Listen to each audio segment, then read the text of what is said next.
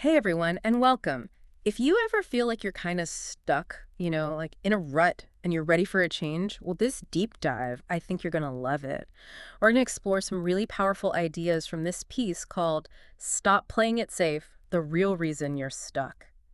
It's all about why playing it safe might actually be the thing that's holding you back. Exactly. We're going to unpack some of the key concepts from this piece, Yeah. and I think you're going to find it pretty thought-provoking. I know I did. Like after I read it, I was like, right, I'm ready to break out of my comfort zone. So it all starts with this idea of the comfort zone paradox, Mm. which sounds kind of strange, right? Because staying in your comfort zone on the surface seems pretty appealing. It's familiar, it's Hmm. predictable, Right. it's easy, you know, no stress. Yeah, absolutely.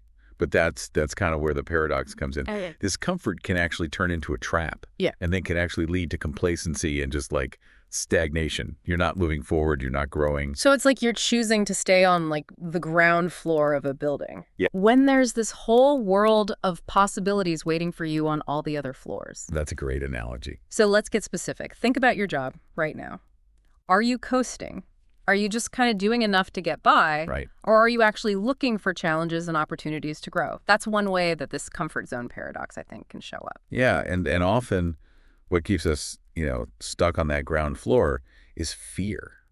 Fear of failing, fear of the unknown, fear of making mistakes. It's so much easier to just stay in that familiar, predictable space, even if it's no longer really serving us. Yeah, and you know what? This source material also talks about the illusion of control, which I think is so relevant to playing it safe. Mhm. It's like we have this trap, we fall into this trap of thinking that if we just plan everything out perfectly and avoid all risks, then we can control how our life is going to go. Yeah, it's like trying to hold back the tide with a broom. Yeah. Life is inherently unpredictable. Yeah. And trying to control every aspect of it, it's not only exhausting, it's also just impossible. I can picture that, yeah. I'm totally picturing that. And you know what? I think this illusion of control often shows up as perfectionism. Have you ever put off starting a project or pursuing a goal Oh, all the time. because you were waiting for the perfect time or for everything to be just right? All the time, yeah. That's it. Absolutely. That's a classic example of that illusion of control in action. We get so caught up in trying to create the perfect conditions that we end up procrastinating and missing out on opportunities. And the source, it makes this great point that when we're so focused on avoiding risks, we actually close ourselves off to like the unexpected detours, the chance encounters, the serendipitous moments that can actually lead to the most incredible discoveries and breakthroughs. Yeah, I mean, think about it this way. If you stick to the same route every single time, you're never going to discover any of those hidden gems or those scenic overlooks. But if you're open to taking a detour, well, you might stumble upon something truly extraordinary. Yeah, so how do we break free from this fear-driven need to control everything? The source material argues that we need to start seeing risk not as the enemy, but as a crucial ingredient for growth and progress. Yeah. Instead of viewing it as something to be avoided at all costs, Yeah. what if we embraced it as a catalyst for learning and expansion?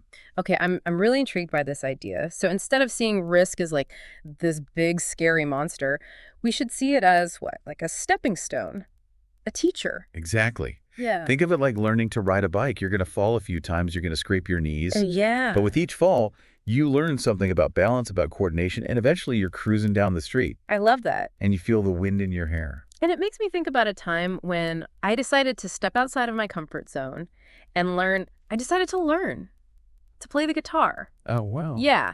And I don't know, I'd always wanted to play, but I had this idea in my head that I wasn't musical, Yeah. that I wouldn't be able to, Yeah, right. but I decided to just go for it. And I signed up for these lessons. That's awesome. And it was hard, my fingers hurt and I didn't sound very good at first. And there were times when I wanted to just give up.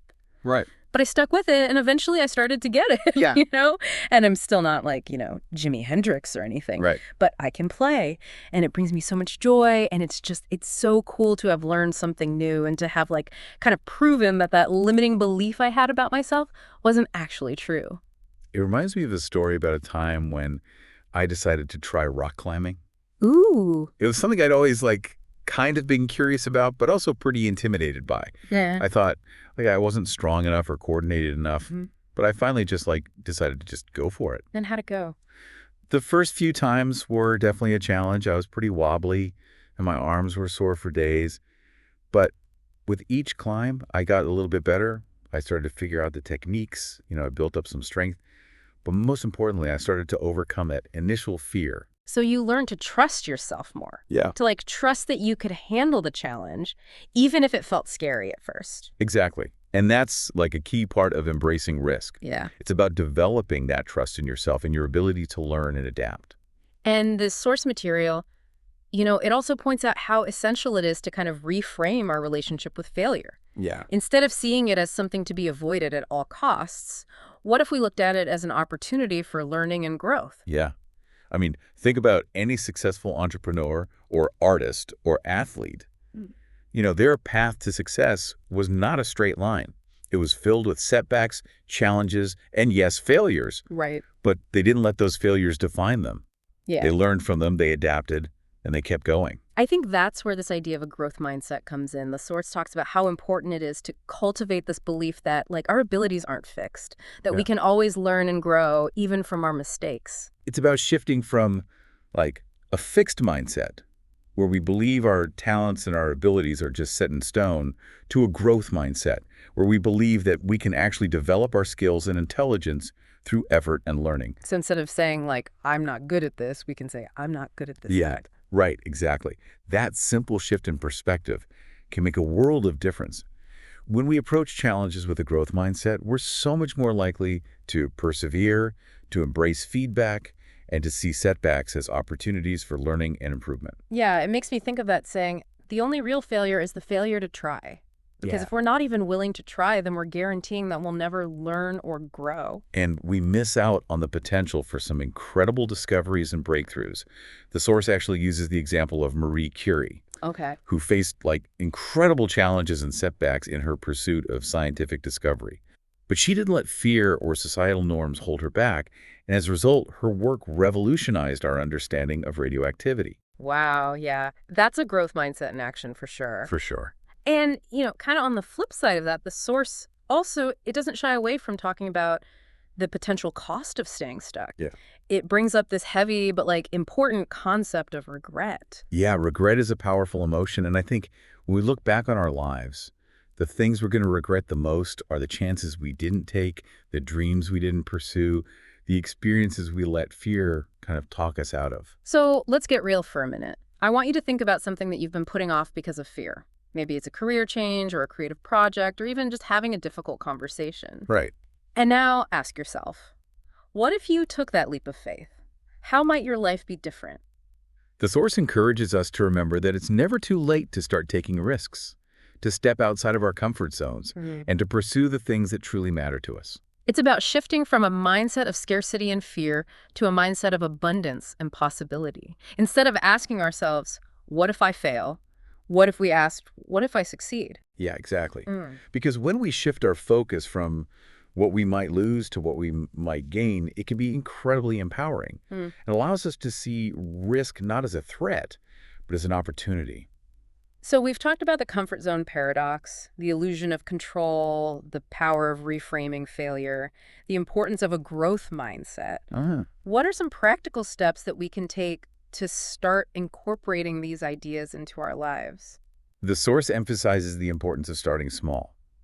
We don't have to jump out of airplanes or make drastic life changes overnight. Right. It's about taking gradual steps outside of our comfort zones and building our confidence and resilience along the way. So building that risk-taking muscle gradually, Yeah, just like you did with rock climbing. exactly. What are some examples of small risks people could start with? Well, it could be as simple as trying a new recipe, taking a different route to work, or striking up a conversation with someone you admire. Or maybe it's signing up for a workshop, taking an online course, or joining a new social group. So it's about doing things that feel a little bit uncomfortable. Yeah. A little bit challenging. Right. But ultimately help us to learn and grow. And to expand our horizons. The source encourages us to view life as an adventure, Yes. a journey of discovery, rather than just a series of tasks to be checked off a list. I love that. It's about embracing the unknown, the unexpected, the messy and beautiful journey of life. Yeah. And speaking of reframing our perspective, the source also talks about how important it is to redefine success and failure. Yeah, instead of solely focusing on the outcome, What if we celebrated the courage it took to try something new in the first place? I'm so glad you brought that up because sometimes the greatest, like, quote unquote, failures Yeah. lead to the most incredible breakthroughs. If we're so afraid of failing, we might miss out on those unexpected detours that lead us to something even better than we could have imagined. The source emphasizes that success is not a destination, but an ongoing journey of learning, adapting, and evolving. It's about embracing the messiness, the imperfections, and the unexpected twists and turns that life throws our way. And you know what? It makes the journey a lot more exciting. Absolutely. When we let go of the need to control every outcome and embrace the inherent uncertainty of life, we open ourselves up to a world of possibilities. It's like we're trading in a rigid, fear-based map for a compass that guides us toward our truest desires, even if the path isn't always clear. Yeah, it's like we're saying yes to the adventure even if we don't know exactly where it's going to take us.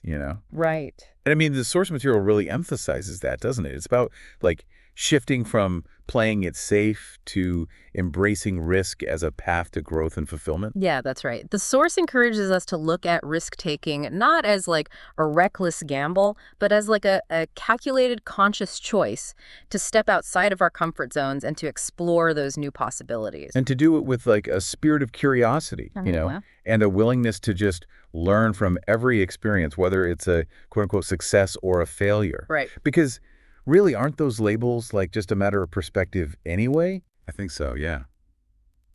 The source invites us to consider that maybe there are no true failures, only opportunities for learning and growth. Even when things don't go as planned, we can always extract valuable lessons and use them to course correct and move forward with greater wisdom and resilience. So let's kind of bring this all together. We've explored how staying in our comfort zones, even though it feels safe, can actually lead to stagnation and prevent us from reaching our full potential. We've talked about the illusion of control, the importance of reframing failure, and the power of cultivating a growth mindset. Right. What's the key takeaway here for our listeners? I think the key takeaway is that growth and comfort, they rarely coexist.